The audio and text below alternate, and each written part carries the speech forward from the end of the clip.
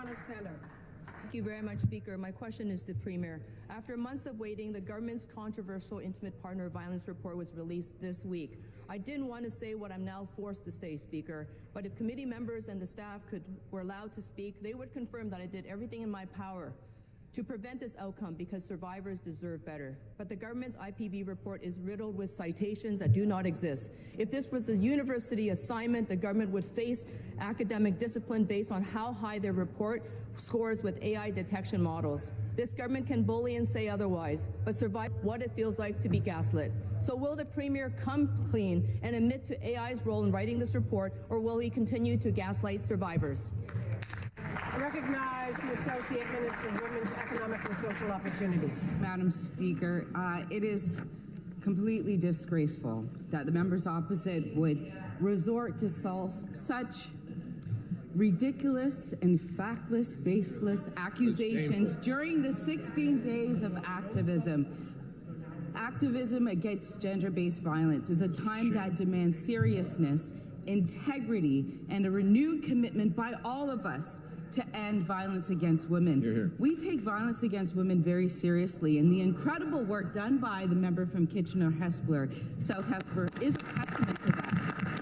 The MPP put out a press release claiming that our report was written by AI. Well, guess what, Speaker? The same tool that they use says that their press releases were written by AI. This entire charade by the NDP is a disgrace, and it shows everyone in the province their true colors. While every other party in the House has been working together to publish this report, the NDP chose to walk away.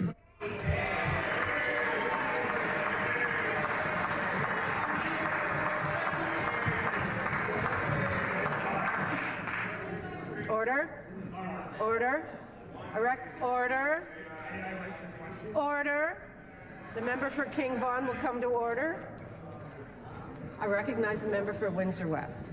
This Conservative government has something in common with AI large language models. It can't tell fact from fiction.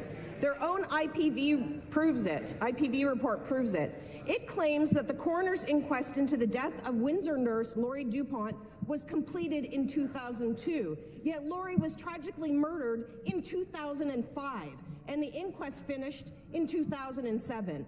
It says a Globe and Mail editorial on the cell phone ban was published 6 months before the ban even existed. Whoa. And it even cites the Child Development Institute, but links to the website example.org.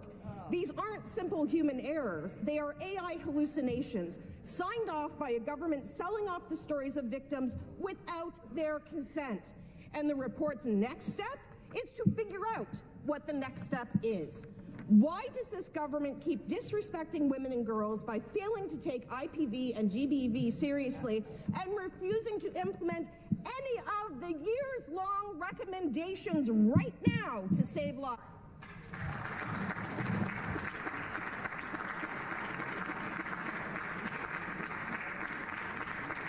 I recognize the Associate Minister.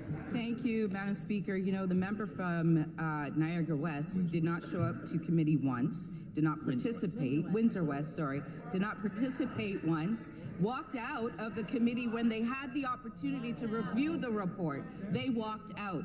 You know, women and people who are victims put their stories out for everybody in this House to hear. And those stories are reflected, Madam Speaker, in the report. And while everyone in this House had the opportunity to edit and participate, they walked out on those women for Ontario. Our government will never do that. We will work to make sure that we have the resources in place and the supports in place to help women. And you can see that through Ontario Stands and the $1.4 billion investment we've made. You can see that in the organizations that we are investing in to help women rebuild their lives. These are real people, Madam Speaker, and they are reflected in the